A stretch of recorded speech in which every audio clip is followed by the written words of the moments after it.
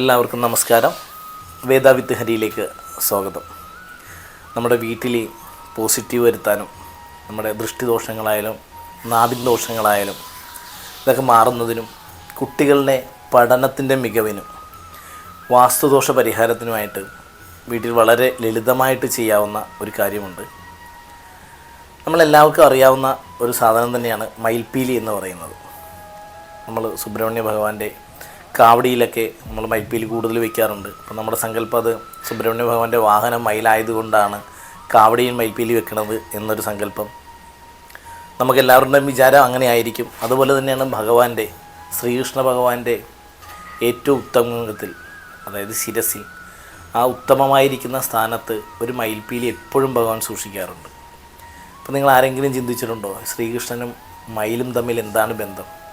വാഹനവും അല്ല, ഒന്നും അല്ലെങ്കിൽ പോലും ആ ഭഗവാൻ ശിരസിൽ ആ മയിൽപ്പീലി ചൂടിയിട്ട് ഏറ്റവും ഉത്തമമായ സ്ഥാനം എന്നാണ് ശിരസിന്. ആ ഭഗവാൻ ഒരിക്കലും ഒഴിയാതെ കൊണ്ടു നടക്കുന്ന ആ മയിൽപ്പീലിയുടെ മഹത്വം നമ്മൾ തിരിച്ചറിയേണ്ടതാണ്.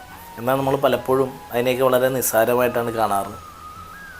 ഹിന്ദുശാസ്ത്രപ്രകാരം വാസ്തുശാസ്ത്ര പ്രകാരമൊക്കെ ഈ മയിൽപ്പീലി വെറും ഒരു ആഡംബര വസ്തു മാത്രമല്ല, അതിന് നമ്മളിൽ ഏറ്റവും ശാന്തത നൽകുന്നതിനും നമ്മുടെ കണ്ണിനും മനസ്സിനുമൊക്കെ ഏറ്റവും ഒരു ഉന്മേഷം നൽകുന്നതിനൊക്കെ ഭയങ്കര കഴിവുള്ള ഒരു കാര്യം തന്നെയാണ് മയിൽപ്പീലി എന്ന് പറയുന്നത്. ആ മയിൽപ്പീലി വെക്കുന്നതിലൂടെ ഞാൻ ആദ്യം പറഞ്ഞ വീട്ടിലെ ഈ ദോഷങ്ങൾക്കൊക്കെ വളരെ ലളിതമായിട്ട് പരിഹാരം കാണാവുന്നതാണ്. അതിൽ മയിൽപ്പീലി ഒരു മയിൽപ്പീലി ആയിട്ടല്ല, 3 അതിന് അനുസരിച്ചുള്ള എണ്ണത്തിലോ 3, 5, 7 ഈ സംഖ്യ കണക്കുള്ള മയിൽപ്പീലി നമ്മുടെ വീട്ടിൽ വെക്കുന്നത് വളരെ ഉത്തമമായിരിക്കും എന്നാണ് പറഞ്ഞിട്ടുള്ളത്. അതിൽ വെക്കുന്നത് ഒരു പാത്രത്തിൽ ഒരുമിച്ചോ ഇല്ലെങ്കിൽ ഒരു പട്ട് കൊണ്ട് അതിൻ്റെ മയിൽപ്പീലിയുടെ താഴ്ഭാഗം ഒരുമിച്ച് കെട്ടിയിട്ടോ നമുക്ക് വീട്ടിൽ വയ്ക്കാം. വീട്ടിൽ വെക്കുമ്പോൾ പ്രധാന ഹാളിനകത്ത്.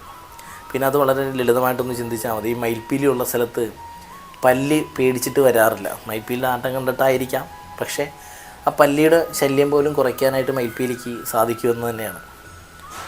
വളരെ ഒരു ചെറിയ ഉദാഹരണമായിട്ട് പറഞ്ഞെന്ന് മാത്രമേ ഉള്ളൂ. പക്ഷെ അന്ന് നമ്മുടെ വീട്ടിൽ പ്രധാന ഹാളിനകത്ത് വെക്കുന്നതും ഇല്ലെങ്കിൽ പൂജാമുറിയിൽ വെക്കുന്നതും കുട്ടികളുടെ പഠനമുറിയിൽ വെക്കുന്നതും ഏറ്റവും ഉത്തമമായിരിക്കും എന്നാണ്. പ്രധാന ഹാളിൽ നമ്മുടെ ഹാളിൻ്റെ ഏതെങ്കിലും ഒരു വശത്തായിട്ട് വരുന്ന വിസിറ്റേഴ്സ് കാണുന്ന രീതിയിൽ തന്നെ പറ്റുമെങ്കിൽ ഹാളിൻ്റെ തെക്ക് പടിഞ്ഞാറ് വശത്തോ അതല്ലെങ്കിൽ തെക്ക് കിഴക്കേ ഭാഗത്തോ ഒക്കെ മയിൽപ്പീലി ഒരു പാത്രത്തിൽ അടിവശം പട്ടുകൊണ്ട് കെട്ടിയിട്ട് ആ പാത്രത്തിലേക്ക് ഇറക്കി വയ്ക്കുന്നത് ഏറ്റവും ഉത്തമമായിരിക്കും. ആ വീട്ടിൽ നിൽക്കുന്ന നെഗറ്റീവ് മാറുമെന്നും നമ്മൾ രാവിലെ എണീറ്റ് വരുമ്പോൾ തന്നെ നമുക്കൊരു പോസിറ്റീവ് ഉണ്ടാവുമെന്ന് തന്നെയാണ്. അതുപോലെ കുട്ടികളുടെ പഠനമുറിയിൽ 3 മയിൽപ്പീലി ഈ പറയുന്ന അവർ പഠിക്കുന്നതിൻ്റെ ആ ടേബിളിൽ തന്നെ വെച്ച് കഴിഞ്ഞാൽ പഠനത്തിന് ഏകാഗ്രത കൂടുമെന്നും പഠനത്തിൻ്റെ ആ ഒരു മടി, ആലസ്യത ഇതൊക്കെ മാറിക്കിട്ടുമെന്നാണ്.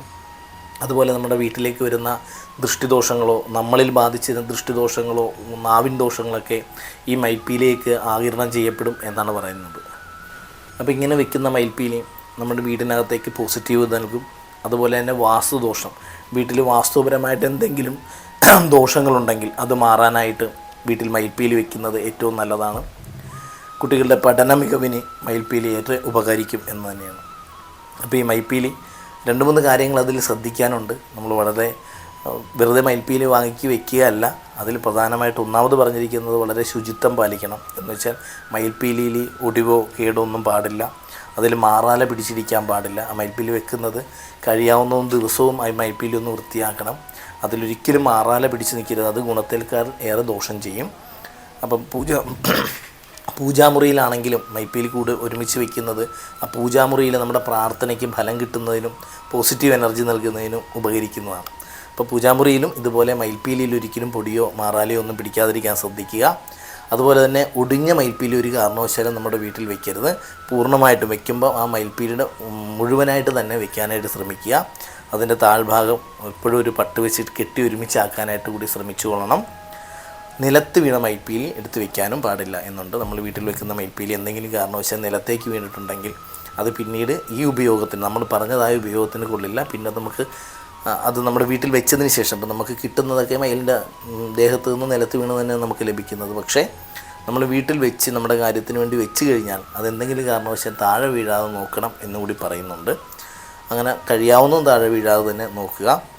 ഇങ്ങനെ നോക്കുന്നതും ഇങ്ങനെ വെക്കുന്നതൊക്കെ നമ്മുടെ വീട്ടിൽ ഉറപ്പായിട്ടും നമുക്ക് ദിനം പ്രതി അതിൻ്റെ വ്യത്യാസം നമുക്ക് എല്ലാവർക്കും അനുഭവിച്ചറിയാൻ പറ്റും.